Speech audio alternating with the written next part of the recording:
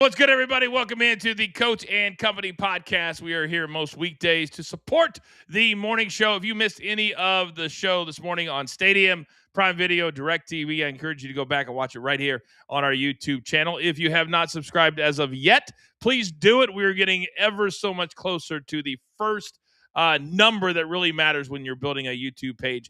And to do it in less than 8 or 9 months has been really, really cool as we grow throughout our different platforms. Now, you guys know on Mondays is a very busy day here at the brand and for myself. In addition to the podcast here, we have Off the Ropes, Channel 156, Pro Wrestling Nation, 24/7, 2 to 4 Eastern Time. Coach and Bro, back today. I apologize for last Monday. Back live today on YouTube and socials. We got a lot to talk about. And then, of course, tonight at 7 p.m. Eastern Time, the Monday Night Grind. Will you be the next person to get into the Legends Lounge? But here on the podcast, we do 2 or 3 topics, never longer than 20 or 30 minutes. Let's bring in my guy right now from SureDog USA. A man is just growing right before our very eyes. And congratulations, because you flip-flopped. You beat the Browns workmanlike 31-3. The Lions lose. The Packers lose in Denver. So now you're all alone at the top of the NFC North. Got to feel pretty good with 3 to play. It does feel pretty good, but the next 3 are the all-important 3. I mean, this trifecta is going to be hard. And listen, I know Micah Parsons is out, but I don't take anything away from the Green Bay Packers organization. This is a team that's won 12 of the last 13. So I don't see this as a walk in the park, and it's definitely going to have to be earned, not given. It was a little surprising that their defense gave up 34 points to a Denver team that at times this season had really struggled to score. But they have done exactly what you need to do if you want to be a playoff team, Mikey, and that is win the close games. They've trailed of their 12 wins, they've trailed in 10 of them. And then they've come back to win those games. So I think right now the Broncos, they're sitting in the number 1 seed spot because the Bills came back from 21 points down to beat the Patriots.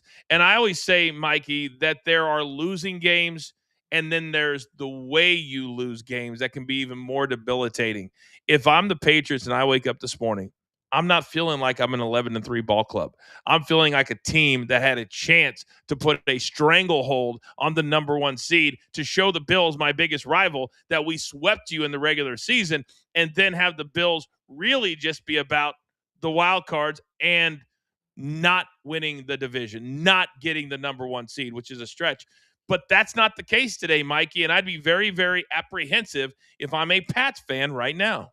It's the thrill of victory and agony of defeat. But, Coach, if I may, I want to take the other side here because I wonder if having Drake May so young in his career, the first time he's had in 2 seasons a winning season, a playoff race, when you're in your early 20s, it is so easy to go, that's all right, we'll get him next week. Because you have that young guy energy. You haven't dedicated and put yourself through the strain of 5, 6, 7 losing seasons or whatever it may be. So I think, to their credit, they have a great leader in Mike Vrabel and a young quarterback who may just go, it's all right, we'll just get him next week. And I think that's why quarterbacks that we saw out of this 2024 class, Bo Nix, Jaden Daniels, Caleb Williams, Drake May, these are the right guys to have in the second season because they're just going to go on to the next. Well, I think it also is because the nonsense of salaries has now gotten to a point that if you don't win, like I use Russell Wilson as an example, that he goes 2 times in his first 5 years during that rookie contract when you're making hundreds of thousands, not millions, because he was a 3rd-round pick. Now, Drake May was a much higher pick, and he's paid a little bit more, but not $50 or $60 million more. So right now, these quarterbacks, and I feel like Mendoza will be this way, Mikey, that when presented with the opportunity to make 50 or 60 million, say, you know what, I'll take 40 and take that 20 million and go bring in 3 or 4 other really good players for this football team. That's what I hope, but that's not what happens. So if you don't win in that first 5 years and then that quarterback gets the big bag, then it goes down the hill as fast as it went up. And that's kind of the way the NFL is right now. Am I explaining that correctly? Yeah, no, absolutely. And real quick, I saw this note and I have to bring it up. The Denver Broncos sitting where they are this year, do you know who is their highest paid player? Who? Russell Wilson at 32. So That's crazy. It's almost right to your point, because that is a great problem to have. That defense with the reigning defensive player of the year and Pat Surtain, Bo Nix on his rookie contract. And you're like, oh man, we got to get this old guy off of our payroll, and then we can just start paying everybody. So it's really intriguing how these rosters are built, but you're absolutely right. And I have to give him his flowers, even though this is not where our focus is. Man, Fernando Mendoza, if I'm a Jets fan and we got pounced on by the Jaguars, I go, we need that energy. We need that smile. We need that team first attitude. So I think these young quarterbacks are coming to the NFL with the right mindset. However, the Patriots ran into the buzzsaw that is Josh Allen. And I'm excited to see how the Bills play out the rest of this way. Well, when you look at that game, it wasn't like a lot of games when you fall behind by 21. Then all of a sudden you could almost say, okay, he threw for over 350 yards, probably 4 touchdowns. Love you very much. Oh, that looks great. That's awesome. I hadn't seen that in a while. All right. Have a good day. I'll text you later. So completely just lost my train of thought. What were we just talking about? Oh, Bills and Josh Allen. Yeah, Bills win. So normally you'd have like the 4 touchdowns and all that. You don't. James Cook did have 107 yards and 2 scores. It was kind of a workmanlike comeback and not that flashy Josh Allen comeback. And I think doing it that way, you're also showing the Patriots that even when you're up 21, we can do it in so many different ways. Love you. Love you.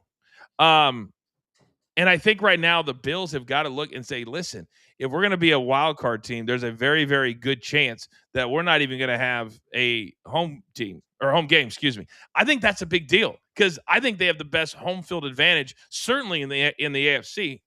Do you?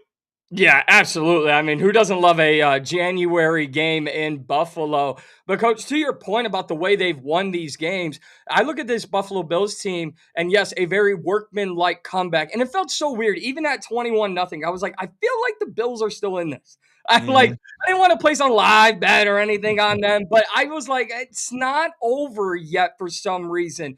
And I look at the game against the Tampa Bay Buccaneers. Josh Allen, epic performance, right? 6 touchdowns. But no, 193 yards. You fed James Cook and you just pick and choose your spots. And that's what they did. So to me, that's a dangerous team. You can have a 6 touchdown performance from Josh Allen all day long, but it's the way they did it. So I think you absolutely hit the nail on the head there. Right now, they're the two seed in the wild card race. The Chargers are 10-4, beating the Chiefs. Buffalo 10-4, and then you got the Texans, who are very quietly just winning game after game after game after game. And so the Texans have won 6 in a row. I mean, you walk down the street, you ask somebody how many, they won't even know who the Texans are, let alone 6 games in a row. So all of a sudden, the Texans have gone from what were they, 3-5, and now they're 9-5, and they have if they win out, they're going to be a playoff team with a dynamic defense. Now, quickly staying on the AFC side before we pivot over to the NFC, obviously the biggest story was my quarterback, my guy, my Patrick Mahomes, going down at the end of their game. He'd had a bad left knee for a while.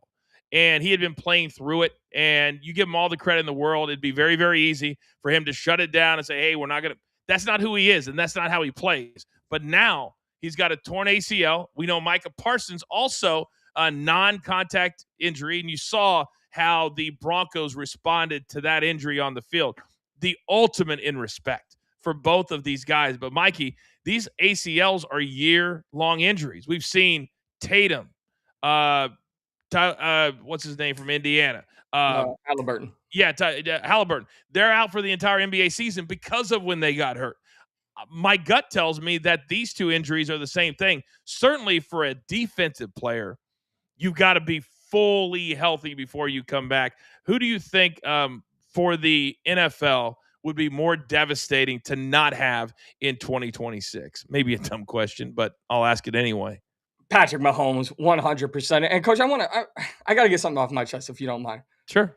Just because you do not like Patrick Mahomes or the Kansas City Chiefs or Micah Parsons, it doesn't mean ever celebrate an injury. Don't you always want to play the very best of the best? And to celebrate and dance on someone's grave, so to speak, it is so infuriating to me. Now, am I a little more relaxed as a Bears fan that Micah Parsons won't be terrorizing the Bears next week? Yes, but I absolutely want to punch the Packers in the mouth with Micah Parsons. So there's so many fans, and it's the downfall of social media. You open up any social media app and you're like, oh, the Chiefs are over. They're done. Let me remind you, Tom Brady tore his ACL in it after 9 seasons. He played 10 more years. Patrick Mahomes and the Chiefs are not going anywhere. These two guys are not going anywhere. It's one season. I think that because of betting, and this is why we are actively moving away from hardcore betting at Coaching Company. It can be mentally debilitating to do it 365 days a year, for one. And I realized that with myself, not just the team, our team, that with myself, I was looking at every game as a spread, as a total. And I don't want to be that guy. I don't want to be that sports fan, because sometimes just winning the game is okay. And when I turn on a game on Christmas Day and Patrick Mahomes is not going to be playing in or out of the playoffs, does that hurt Netflix? 1,000% it does. This is about stars. It's a star-driven league. There's a reason he's making $60 million a year or close to it. And so I think as fans, we've lost track, Mikey, of just watching the game for enjoyment, because we always have to bet on it. And there always has to be a bet in the game. And I'm trying to, at least for myself, kind of take that out so I can enjoy the games again. Do you find yourself in that situation sometimes? 100%. And I'll be honest, I could bet and win 5 slips on a Bears game, but if they lose that game, I'm pissed. Like money is the root of all evil, but I'm pissed as a diehard, passionate, insert, team name fan here. Like whether it's the Celtics or I haven't even watched a Celtics game with love and passion for this team, and they're the 3rd seed in the East. Why? Because Jason Tatum's not on the court. So even if the Chiefs turn it around or the Packers are still a threat, like, are you going to enjoy it? No, the stars are not there. They're not there. They're not there. And then it also takes away from the scoring, and there's a reason these guys make all this money. There's a reason a backup is a backup. If he was good enough to start, he would start. He would start. Now, I think yesterday that if Matthew Stafford didn't cement himself as the league's MVP, I don't know what else this guy needs to do. Certainly at this age. 368, 2 scores. You got Puka Nacua, 9 catches, 181, some ridiculous throws, some ridiculous catches. And I think the Rams right now are showing the rest of the NFC, we're the best team. You've got to go through us to get there. And if they get all of their games, Mikey, on their home field at SoFi, which is such a fast track, and I love watching games on TV there. Seems like everybody is in warp speed. So they need that. Puka Nacua needs to be playing on that. He can't be playing on a slow field in Lambeau or someplace like that. And I think right now the Rams are clearly the best team in the NFC, maybe in the entire league. What do you think? Yeah, I agree, but I'm going to go away from Matthew Stafford and Puka and Kyren Williams. Can we just talk about Sean McVay? We always want to throw these coaches into the spotlight who build a team, like Ben Johnson turned around the Bears in 1 year. But Sean McVay has been doing this year after year after year. I would love to have a debate with anyone about one of the most consistent coaches in the league, and it's Sean McVay, but we don't give him enough praise and credit. I think he's done fantastic, especially given there was so much doubt around Matthew Stafford coming into this season, and look what he's done this year. I would also throw it out there that Sean McVay, when you're talking about winning on the field and off the field, that he probably is right at the front of the line there as well. If you know, then you know. Staying in the NFC, and I am still trying to, for the life of me, figure out how after 28 years, the Dallas Cowboys, a losing franchise, and Mikey, that's what they are. And for whatever reason, because they are by far and away the most expensive, most valuable, they have the best stadium. If you've never been there, go. It's amazing.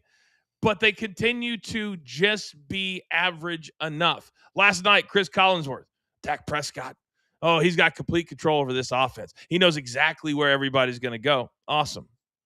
They're 6, what are they? 6, 6, 7, and 1. The only fun thing is doing this. I mean, at this point, if you're the Dallas Cowboys and you get a lot of flashy players, like Jerry Jones is very good at drafting the flashy player, but he's not good at drafting a team.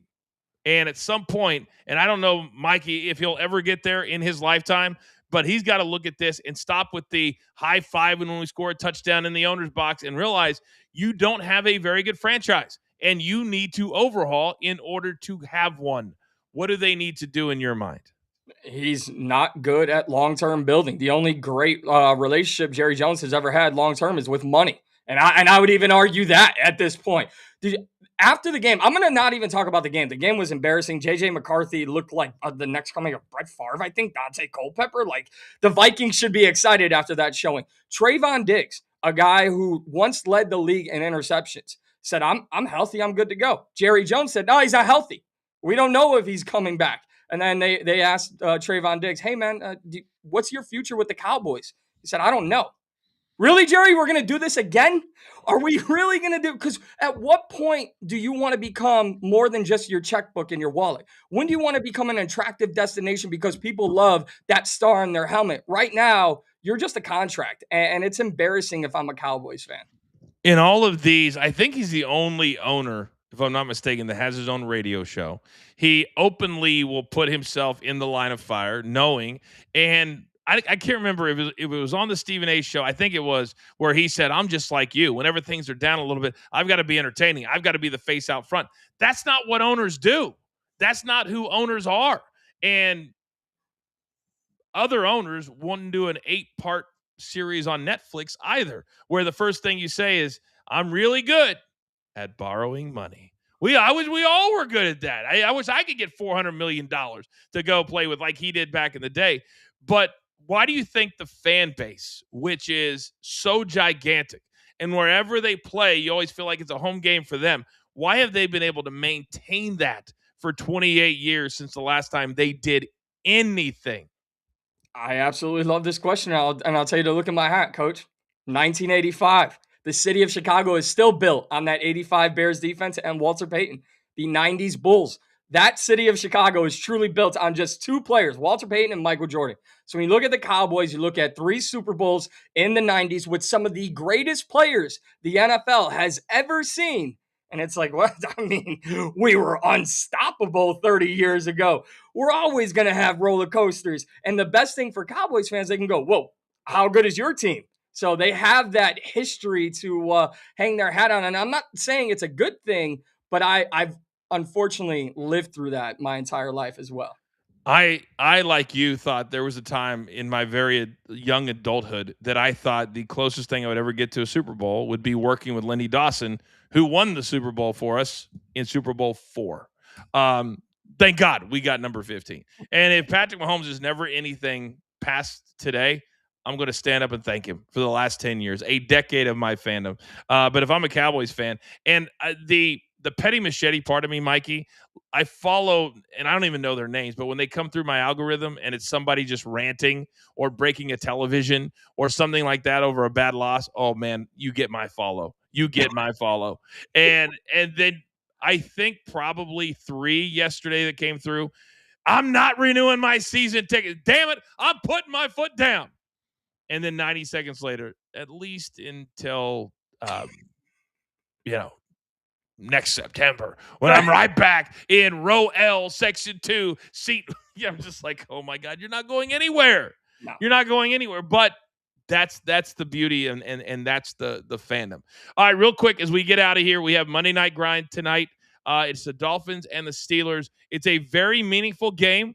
Steelers are currently in first place in the AFC North. If they lose, they'll be tied with the Ravens at 7-7. If they win, they'll go into the final 3 games of the year with a 3-game lead over Baltimore, Cincinnati, Cleveland. They've already been eliminated from the playoffs. Miami has not been, Mikey, eliminated. And they are a team that when you look at their last 4 games, they won 4 games in a row, 17-3, 4, and then 24. This is a team that has not given up. In fact, this is a team that has continued to get better since week 10. Does that continue tonight in very, very cold weather? That's the narrative. Can Tua finally win a game in cold weather? And I love chaos. I say it all the time here at the brand. So I want the Dolphins to win, not only because I look at this is the beauty of what we do here at Coaching Company, Coach. We were calling for Mike McDaniel's job. We were saying it's time to move on for Tua, and now I'm like, you know what? Let's win out the season, Miami. So I'm very intrigued because the Miami Dolphins winning means more chaos for me, which I love. It really, really does. That's if they got to 7-7 quickly before we get out of here, they would be. The tough part is the 4 teams that are ahead of them. Colts, I think, are done. But you got the Texans that would be 2 full games ahead of them, and then you've got Buffalo at 10. I mean, there's only one spot basically that they could get to, just one, and that is the 3rd spot that the Texans are 9-5. So that's essentially what they're playing for. All right, buddy. I'll see you tonight on the grind. For the rest of you, don't be scared to hit that subscribe button, like, share the show, share all of our content as we continue to grind throughout the day. All right, we'll see you guys tonight. For Mikey P, producer man behind the scenes, I am the coach. This has been the Coach and Company podcast. Thanks for hanging out with us. There is only one. We'll catch you later.